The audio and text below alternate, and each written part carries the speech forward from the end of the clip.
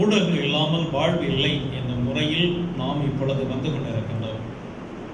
ஆகவே இந்த சமூக தொடர்பு கருவிகள், சாசனங்கள் நம்முடைய வாழ்வை உயர்த்துகின்ற, மேம்படுத்துகின்ற, அதில் சிறப்பாக நல்ல மதிப்பீடுகளை கொடுத்து வாழ்வை உன்னத நிலைக்கு செல்லுகின்ற வழியில் தூண்டுகோலாக அமைய வேண்டும். இந்த கருத்தை தான் திருத்தந்தை நம்முடைய போப் அவர்கள், முன்னால் இருந்த பெனடிக்ட் அவர்களும் இப்பொழுது பிரான்ஸ் அவர்களும் அழுத்த திருத்தமாக பதிவு செய்கின்றார்கள். இந்த நம்பிக்கை ஆண்டை அறிவிக்கின்ற பொழுது குறிப்பாக இளைஞர்களுக்கு இந்த கருத்தை சொல்கின்றார். ஊடகங்கள் மூலமாக உங்களுடைய நம்பிக்கையை நீங்கள் ஆழப்படுத்திக் கொள்ள வேண்டும். அதற்கு அவர்கள் சொன்ன விருது வாக்கு, நற்செய்தி அறிவிப்பு வழியாக உங்களுடைய நம்பிக்கை, ஆண்டவர் மீது கொண்ட நம்பிக்கையை நீ உறுதிப்படுத்தி ஆழப்படுத்தி பிறருக்கு வழங்கலாம். எதற்காக இந்த கருத்தை விருதுவாக்கி சொன்னார் என்றால், இந்த இளையோர் ஊடகங்கள் மற்ற செயல்பாடுகளில் கவனம் செலுத்தி கொஞ்சம் கொஞ்சமாக இறை நம்பிக்கை இழக்கின்றார்கள். இறைவனை 2ஆம் அல்லது 3ஆம் இடத்திற்கு தள்ளுகின்ற சூழலில் வருகின்றார்கள். ஒரு சிலர் இறைவனை தேவையில்லை என்று சொல்லுகின்ற அளவிற்கு அவர் ஊடகங்களால் தாக்கப்படுகின்றார்கள் என்று சொல்லி நற்செய்தி அறிவிப்பு வழியாக, நற்செய்தி படிப்பதன் மூலமாக இந்த விசுவாசத்தை ஆழப்படுத்த வேண்டும், உறுதிப்படுத்த வேண்டும் சொல்லுகின்றார். அப்படி இருந்தால் ஒவ்வொருவரும் ஒவ்வொரு கடவுளை நாம் வணங்குகின்றோம். ஒவ்வொரு மதத்திலும் ஒவ்வொரு புதிய நூல்கள் இருக்கின்றது. அந்த புதிய நூல்களை நாம் படிப்பது மட்டுமல்ல, அதை உள்ளத்திலே பதித்து தியானித்து அதன்படி வாழ நாம் முயற்சிக்கின்ற பொழுது இறை நம்பிக்கை வளர்க்கின்றது. எங்கு இறை நம்பிக்கை இருக்கின்றதோ அங்கு அன்பு இருக்கின்றது, நல்ல சமுதாயம் உருவாகின்றது, நம்மிடத்தில் வேறுபாடுகள், பாகுபாடுகள் இருக்காது என்பதை மிக தெளிவாக சொல்லுகின்றார். ஆகவே கலை வழியாக, ஊடகம் வழியாக நாம் இறைவனை அடைவோம், இறை நம்பிக்கை பெற்றுக்கொள்வோம், நம்முடைய திறமைகளை வளர்த்துக் கொள்வோம். அதே சமயம் நாம் செல்ஃப் கண்ட்ரோல் சொன்னோமே, நம்மிடத்தில் அந்த கட்டுப்பாடு இருக்க வேண்டும், சுய கட்டுப்பாடு இருக்க வேண்டும். கலைகள் நம்முடைய வாழ்க்கைக்கு இன்றியமையாதன. ஏராளமான அறிவு சார்ந்த கண்டுபிடிப்புகள் நமக்கு மனிதனுடைய வாழ்க்கையை எளிமையாக்குகின்றது, முன்னேற்றமாக செல்கின்றது. அதே சமயம் இந்த புதிய கண்டுபிடிப்புகள் நம்முடைய வாழ்க்கைக்கு பாதகமாக அமைந்துவிடக்கூடாது. ஒரு சில சமயம் நாம் பார்த்திருக்கிறோம், இந்த சீரியல் பார்க்கறதுக்கு நம்ம பெரிய முக்கியத்துவம் வழங்கணும். அந்த சீரியல் கற்றுக் கொடுக்கின்ற அந்த நல்ல கருத்தை எடுக்க நாம் மறந்து விடுகிறோம். மாறாக அந்த சீரியலுக்கு அடிமையாகின்றோம். அடிமையாதன் மூலமாக நாம் இந்த ஊடகம் நமக்கு கற்றுக் கொடுக்கின்ற அந்த நல்ல மதிப்பீடுகளை இழந்து விடுகிறோம். பொதுவாக மாணவர்களாகி நீங்கள் ஊடக வழியாக அந்த திறமையை வளர்த்துக் கொள்ள வேண்டும் என்று இன்றைய விழா உங்களை எடுத்துக் வருகிறோம்.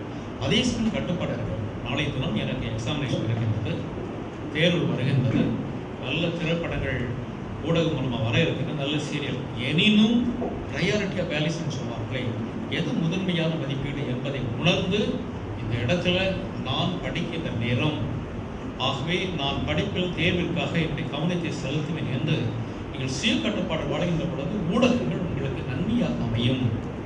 அடுத்ததாக எல்லாருக்குமே திறமை இருக்கு. திறமை இன்பான்னு சொல்லுவாங்க. அந்த திறமைகளை கண்டுபிடிக்கின்ற பருவம் தான் பள்ளி பருவம். அதை கண்டுபிடித்து அந்த திறமையை நீங்கள் வளர்த்து கொண்டு சமுதாயத்திற்கு உதவ பயன்பட வேண்டும். நம்ம எல்லோரும் எதற்காக பிறந்திருக்கிறோம்? 4 பேருக்கு நல்லது செய்வது. எந்த மதம், இனம் என்று பாராமல் 4 பேருக்கு நல்லது செய்வது தான் நம்முடைய பணியாக, பண்பாக அமைக்கிறது. அதற்கு எடுத்துக்காட்டு மத திரைசா அன்னை. ரோட்டில் போவாங்க, யாராவது இறந்து கொண்டு இருக்கின்றார்கள், தொழுநோயாளிகள், அவர்கள் ஜாதி மதம் உள்ளே பார்ப்பதில் அப்படியே எடுத்து முத்தம் பண்ணுவாங்க. முத்தம் பண்ணி அவர்கள் அவங்க இல்லத்திற்கு கொண்டு அந்த மனிதரை வாழ வைக்கின்றார்கள். அப்படி ஆயிரக்கணக்கான மனிதர்கள் செய்தார்கள்.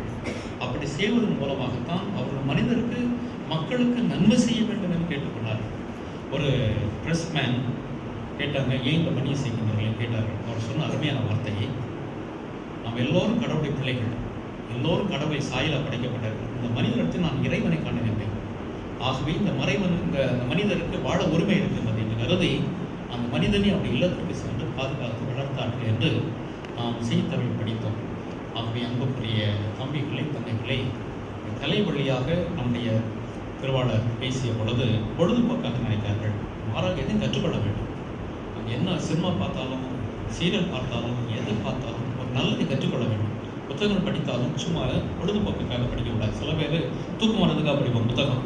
அதெல்லாம் தவறான கண்ணோட்டம். மாறாக என்ன படித்தாலும் என்ன செய்தாலும் அதில் எனக்கு ஒரு நன்மையான செயல்கள் கிடைக்க வேண்டும் என்று படிக்க வேண்டும், படித்து வளர வேண்டும். புத்தக கண்காட்சி விழா வைக்கிறார்கள், ஊடகங்களில் சிறப்பான ஒரு அங்கம். இந்த புத்தக கண்காட்சி விழாவுக்கு நம்ம சென்று நல்ல புத்தகங்களை எடுத்து படிக்க வேண்டும். பெரியவர்கள் சார்ந்தவர்கள் சொன்னார்கள், நல்ல புத்தகங்கள் தான் நம்முடைய நண்பர்கள் சார்ந்தவர்கள். நல்ல வாழ்க்கையில் நல்ல மதிப்பீடுகளை பெற வேண்டும் என்றால் நல்ல புத்தகங்களை படிக்க வேண்டும். எனவே மாணவர்களாக நீங்கள் பல திறமைகளை பெற்றுக்கொள்ள வேண்டும் இருக்கின்றன. எக்ஸாமினேஷன் ஓரியண்டாக இருக்கக்கூடாது. படித்து பார்த்து நல்ல மதிப்பெண் எடுக்க வேண்டும். மாறாக அதை வாழ்வாக்க வேண்டும். இந்தியன் எக்ஸ்பிரஸில் ஒரு ஆர்டிக்கல் ஒன்று வந்தது ஒரு சில ஆண்டுகளுக்கு முன்பாக. நம்முடைய இளைஞர் ஒருவர் எம்ஏ படிச்சுட்டு ஃபஸ்ட் கிளாஸ் வாங்கி அவருக்கு என்ன பண்ணார், அமெரிக்கா சென்றார், வேலை வாய்ப்புக்காக சென்றார். ஏதோ இன்டர்வியூ வச்சுருக்காங்க. இன்டர்வியூ வச்சு அவங்க சொன்னாங்களாம், உன்னுடைய இந்தியருடைய திறமை பார்க்கின்றது, உன்னுடைய அறிவை பார்க்கின்ற பொழுது நீ எம்ஏ படித்ததே ஆச்சரியமாக இருக்குது, நீ வந்து ஒரு ஹைஸ்கூல் ஸ்டாண்டர்டுக்கு சமம் என்று சொல்லிவிட்டார்கள். அப்போ நாங்கள் என்ன கண்டுகிட்டோம், இந்த மனிதர் எக்ஸாமினேஷன் ஃபைனலாக படிச்சிருக்கிறாரு, அறிவை வளர்த்துக் கொள்ளவில்லை. எம்ஐ படித்து அங்கே ஒரு 10th ஸ்டாண்டர்ட் ஈவன் சொல்லிவிட்டார்கள் என்று வேதனையோடு அவருடைய ரீடர்ஸ் ஒப்பீனியன் எழுதியிருக்கிறார். இதெல்லாம் நமக்கு ஒரு ஆழமான கருத்தை தர வேண்டும். ஜான்ஸ் மெடிக்கல் காலேஜ் இருக்குது பெங்களூரில். அதில் வந்து எம்பிபிஎஸ்க்கு இன்டர்வியூ போடுவாங்க. ஒரு சமயம் என்னை அழைத்திருந்தார்கள். அது மத சம்பந்தமான ஒரு கேள்வி கேட்பதற்காக நான் சென்றிருந்தேன். அதில் பெரிய பெரிய விஐபிஸ்கள் இருந்தாங்க. ஒரு கேர்ள் வந்தார், சண்டப்பட்டது. அவள் வந்து அந்த கர்நாடக ஸ்டேட்டில் ஃபஸ்ட் மார்க் +2 எம்பிபிஎஸ் வந்தாங்க. அங்கே ஒரு சில சாதாரண கேள்வி கேட்ட பொழுது கூட அந்த குழந்தையால், பெண் குழந்தையால் பதில் சொல்ல முடியவில்லை. ஏமா நீ ஃபஸ்ட் கிளாஸ் வாங்கினது தெரியலையா, மனப்பாடம் பண்ணி படித்து ஃபஸ்ட் மார்க் வாங்கினேன் அப்படின்னு சொல்லுகிறார்கள். அவங்க கேட்பதற்கு வேதனையாக இருந்தது. எனவே அன்புக்குரிய தம்பிகளே தம்பிகளே, இப்போ படிக்கின்ற போது வாழ்க்கைக்காக தொண்டு செய்வதற்காக படிங்கள். அதுவும் கலை வழி ஊடகங்களை நல்லா பயன்படுத்தி திறமை வளர்த்துக் கொள்ளுங்கள்.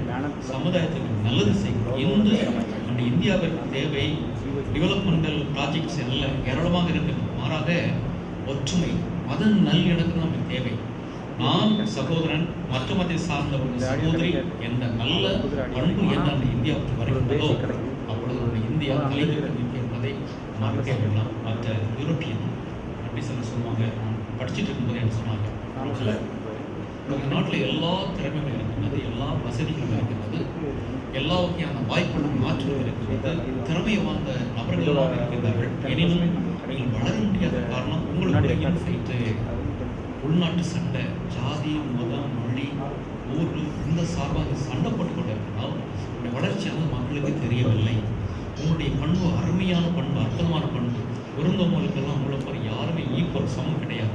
இவையெல்லாம் எடுபடாத காரணம் உங்களுடைய இன்ஃபைட்ஸ். அப்படி இருந்தால் நான் இந்து மதத்தை சார்ந்தவன், நான் மற்ற ஜாதியை சார்ந்தவன், மற்ற மொழியை சார்ந்தவன் இல்லாமல் நாம் எல்லோரும் இந்திய நாட்டு குடிமக்கள், ஓர் இனம் ஓர் குலம் என்ற பண்பு வளர்ந்து நாம் மற்றவனை சகோதரனாக சகோதரியாக நண்பனாக ஏற்றுக்கொள்ளும் பொழுது நாம் நிச்சயமாக நாம் வளருவோம், நம்முடைய ஊர் வளரும், நம்முடைய சமுதாயம் வளரும், இந்தியா வளரும். அப்பொழுது நம் இந்தியா தலை தூக்கி நிற்கும். இதற்கெல்லாம் இந்த ஊடகங்கள், குறும்பட விழாக்கள் எல்லாம் உங்களுக்கு பயன்பட வேண்டும்.